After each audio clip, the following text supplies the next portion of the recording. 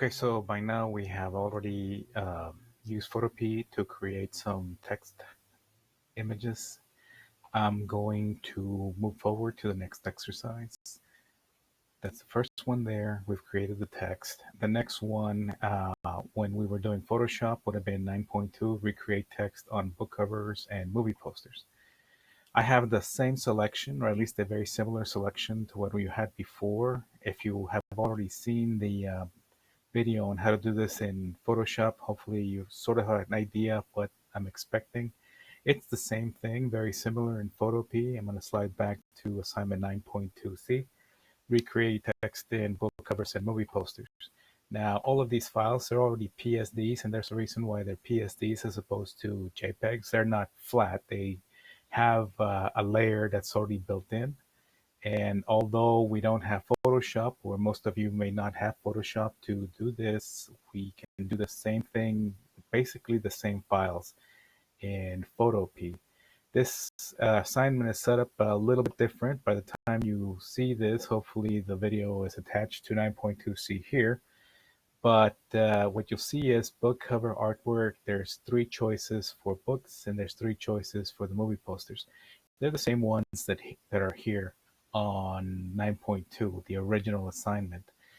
Maybe you won't even get to see this by the time that you get to this assignment, but in case you have, these are two different things. If you have access to Photoshop or you've already done that, 9.2, great. But since a lot of you I know don't have access to Photoshop because you're working on Chromebooks or different machines, this is going to work out better.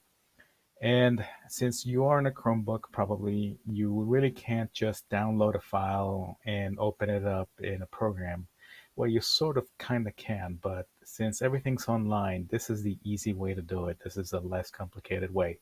I have my assignment open on this one tab. I'm going to open up a new tab. I'm going to click plus on top, and I can either type Photopea or just click on my shortcut there.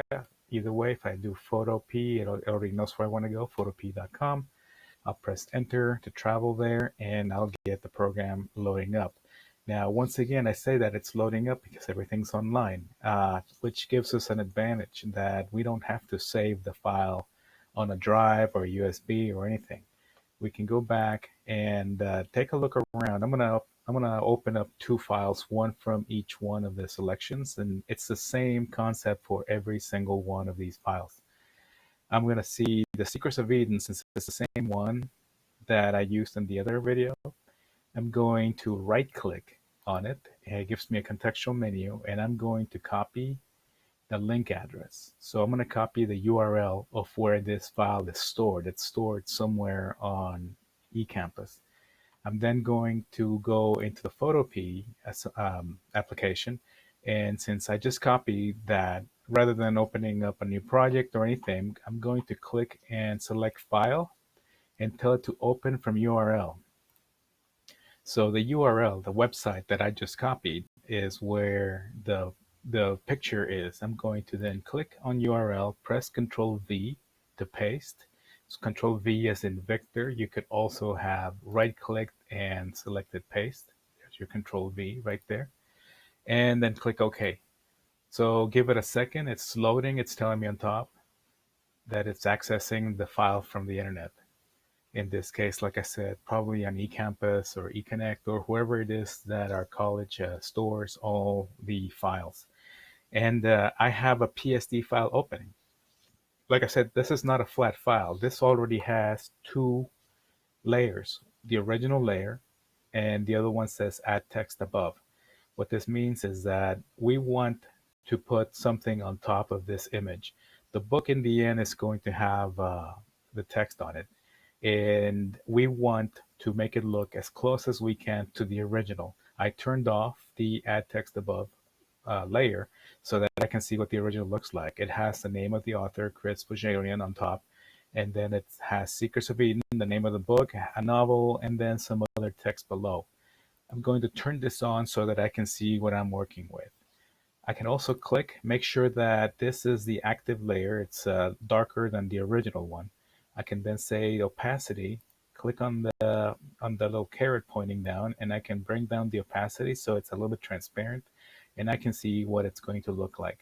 This helps position the text whenever we start to type. Before I go on any further, just to let you know, you can have multiple files open. Rather than having to do five, or rather, I think it was five before, five covers, you're only responsible for two. And you can either pick one book cover and one movie poster, or you can have two covers from the books, or you can have two movie posters. Up to you. I'm going to open up something else from the movie poster. I'll right click and tell it to copy the link address just like I did before. Go back to Photopea, and this has the file that I selected open. I'm then going to click on File and tell it to open from URL again. And I'm going to then, let's see if it actually is already copied. Actually, that's the original one that I just had, so I can delete that. Press Control V or right click paste and click OK. It tells me that it's loading, and I'm not sure if it's going to load it on the same file or if it's going to open it up on a different tab. I'm hoping that it opens it up at a different tab so that I can see them both at the same time. I'm waiting a little bit. Everybody's on the internet these days, and now it's loaded, and I can see what this book looks like. It's got the original background, and it says add text above like the other one does. If I click on the I on the top layer, I can then see that The End of Wall Street, this is the name of the book and the author and something else at the bottom, and I can start then to do the same thing as I was with the other one. Let me get the opacity down a little bit so that I can see what's going on in the back. By the way, for me, this is a little bit too small to look at and to work with, so I'm pressing and holding the control key and clicking on plus. Well, it's making everything larger, but that's not what I wanted. Let me then use another tool. If I can click on that again, I'm going to see if it will allow me to use some sort of magnification. How about view and zoom in? Well, that's what I thought that I did. Maybe I wanted control minus to zoom out. No, control plus. That makes it a little bit larger. Control 0 will make it fit on the screen. So whatever it's more comfortable for you. Once you get it to a certain size, you can use the mouse to scroll up and down. You could also, I think you can use the cursor keys, which I just used, and I just moved it left a little bit. Okay, so I have the files open and they're somewhat transparent. I'm only going to mess with one of them. I'm going to close this one. I'm not going to save anything for this one right now. Instead, I'm going to work exclusively on this other cover. And here's where it's going to get maybe a little bit tricky. We didn't have the opportunity to discuss fonts. Your objective is to get the text that's already there, and let me show it again, as close as you can, but it doesn't have to be exactly the same one. If you can get it the same style, same color, or similar color, that would be great. I do have an explanation later in the, or actually in the lesson itself, that talks about the different types of fonts. You should go and visit this and just take a look at that, at what I mean by what the different types of fonts are.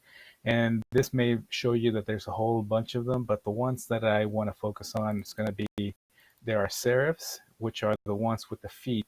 That's a serif right there. You see the L, how it's got the little feet, it's got things sticking out. And then there's sans serif. Those are the fonts that don't have that style. This, for example, H has a serif, and the J has a serif, the A's have serifs. On the other book, the one that I closed, I know for a fact that those are sans serif. They don't have feet. They're very, very flat. And although I can tell you the more familiar names of the fonts that are used in Windows, the ones that are used in the Chromebook are different because these are all public domain. These are all free fonts that we can use and not fear having to pay for them. I'm going to click on the I again so I can see what's going on. The first thing I want to type is the author's name. So Chris, I'm going to press on the T for the text tool and make sure that this is centered, since the text is centered and everything else can be centered a long way. I'm sort of trying to eyeball and see that this may be the middle of the page, and I click on it once, and I'm going to type in all capital letters. I'm pressing Shift. I'll double click on the T to make sure that I'm typing. It's loading the font. That's one thing about this program. It's online, so we have to wait. And I'm typing in CHRIS, and I'm pressing Enter to go to the next line, and BOHJA,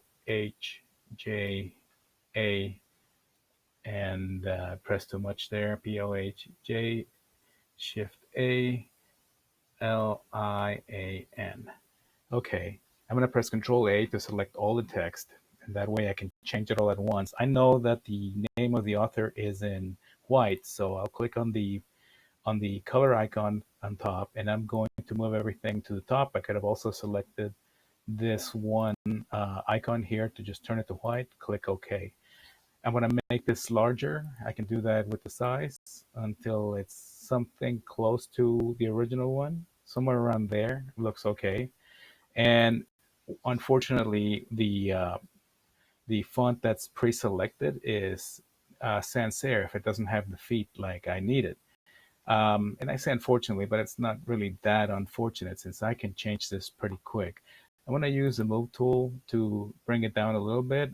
I just clicked on the move tool, and I'm clicking the down arrow a little bit, a couple of times, 2-3 times. And now it looks like it's closer to where it needs to be. I'll double click on the T so that I can change this. I'm going to look at what the fonts are. I wish that I had a list or a graphic where I could show you what all of these look like, but you can tell it, and you have to wait for them to load, especially if you're in a slower connection like mine. And then we can sort of see what's going on. Now I know that I need a serif, so I think that I can tell it not to worry about all of the other styles. So I'm going to start to turn some of these off, the black letter, the calligraphy, the comic. And there's a lot of different things. Dingbats, display, those are larger fonts. And my font selection is actually getting smaller. So novelty, those are going to be some art fonts. Play with the styles and the font families. Sans serif I will need for different assignment. Script, I'm going to keep the script open because that Secrets of Eden is actually a script. It looks like it was handwritten. And then there's serif. I want to keep the serif. Slash serif I'm going to keep open too because that's just a different kind of serif. Stencil I don't need. Typewriter I don't need either. So I have a smaller selection down here. Let's see if I can find something that would look okay with this font that I already existed. So at that, this one, Allegra, looks to be pretty good, pretty elegant. How about this Andata? Maybe. How about this Antic slab? It's a slab font, so those are actually more square. Slide, slide, slide. And there's lots and lots of different types of options. How about this one? I don't know what to call it, Calladia? I'll click on that, let it load, and it looks similar. That J drops similarly to the way that the original does. I'm going to click on the move tool, and well, maybe this one will do the trick for now. You'll notice that it doesn't go all the way across as the other one did. I'm going to double click on the text box again so that I have everything selected. And this Photopea has similar tools to Photoshop. So I know that in Photoshop, I could tell it to insert space in between the fonts and get everything to go across a little bit further. Let me see if I can find anything quickly here with text. Maybe if I go to Window and I don't lose everything, click on Window and see if I have a text character. That's what I want actually. Character. It tells me what the font name is, that it's a regular one. And here is what I'm looking for. The leading is, well, part of what I'm looking for. The leading is the space in between the lines from top to bottom. The tracking is what's going to be adding in space in between. Here is the width, which will make our fonts a little bit wider. So why don't I try to make it a little bit wider if I go to 120%? It's a little bit thicker. How about 110%? I think that would look better. And this one goes a little bit further out, but then I can increase the tracking if I go up with currently up. If I don't type over it, I'm going to try to go tracking from 0 to maybe adding a 15%, but I need to be in the text with the text selected. Change the tracking. I think I said 15%, and that increase the spacing a little bit. How about 30%? So that's getting a little bit closer, and I'm gonna leave it at that. Like I said, it's not exactly the same, but it looks pretty good. It looks all right. I'm going to then worry about the second one. The second one, Secrets of Eden, the name of the book is Script. So I'm going to create a new layer by clicking on the text tool and just clicking to type. Text layer 3 appears, and I'm going to type in the word Secrets of Eden. And this goes all the way across, and it's the same size as the author is, the last thing that I did. So I know that for that, I had changed the tracking to 30%. I changed it back to 0. I'm going to change the size to something smaller, somewhere around there. It's about 50. And I'm going to see if I can find a script since I already have the scripts open. This courgette, maybe.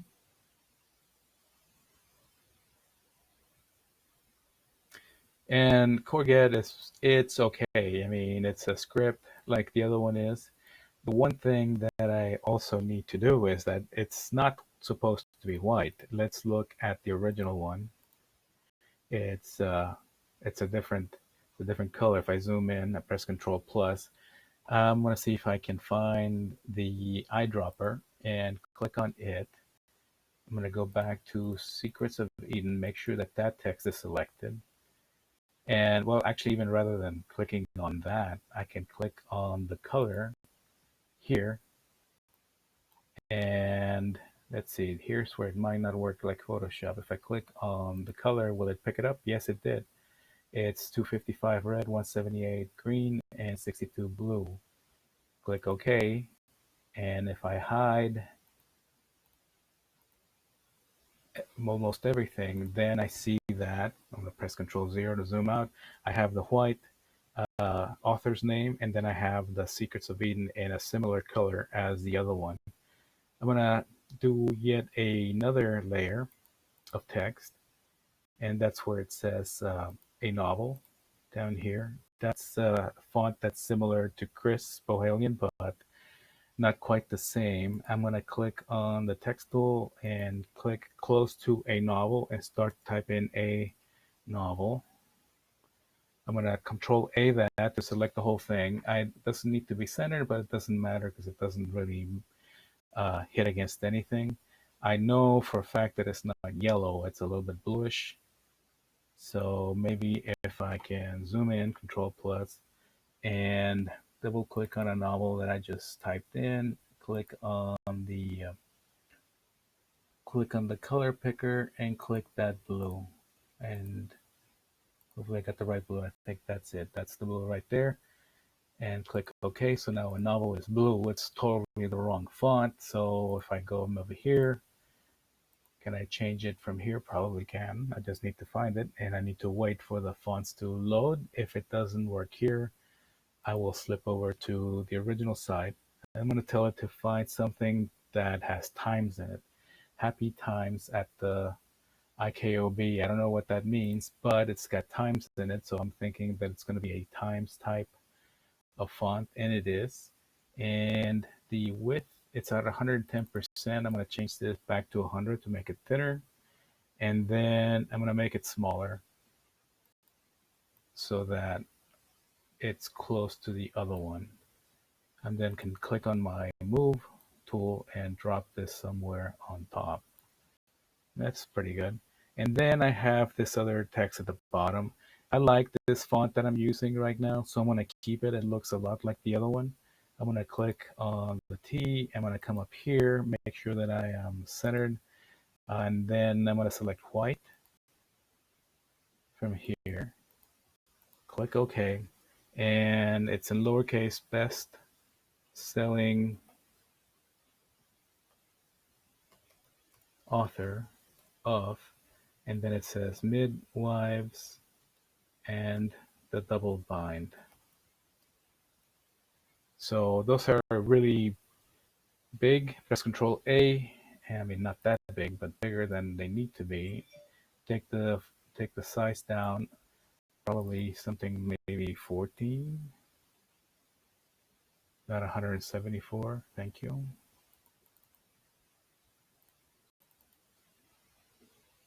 Everything's selected, so 14.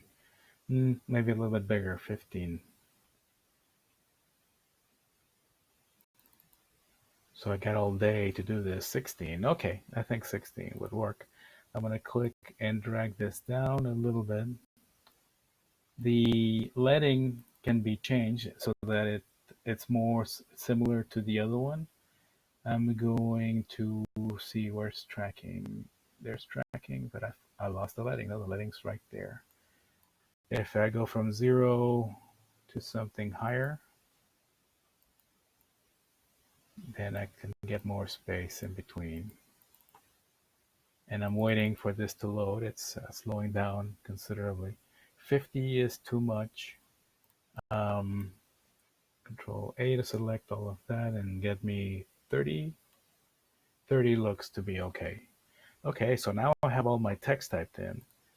One thing that I can do for sure then is that this uh, layer, I can change the opacity back to 100% so that I can see what the book really is looking like.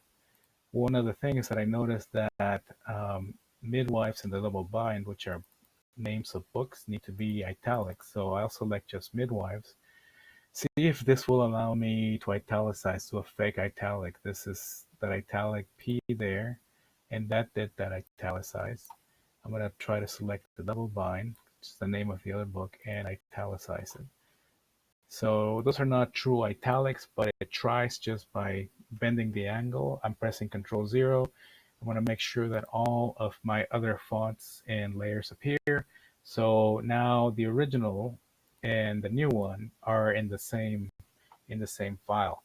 I ended up with the original, the add text above, which is just the picture of the woman in the lake, and then all the text that I added. So I only added an extra 4 layers for this.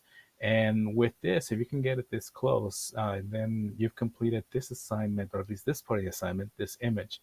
Make sure that you pick another one of the images and try to do your best to sort of match the fonts. And then the way to turn it in from a Chromebook, you have to save it. Go to File, and I'm going to save as a PSD. And from previous assignments, I had created a new folder somewhere in my drive. I want to say it's Photopea, so I'll double click on double P or Photopea, and it's already called Book Secrets of Eden. And if you want to add your name or something there, that's up to you. As long as I get the file, you're doing fine. So I save that. To go to back to the assignment, this assignment is 9.2C. So I would click on the actual name of the assignment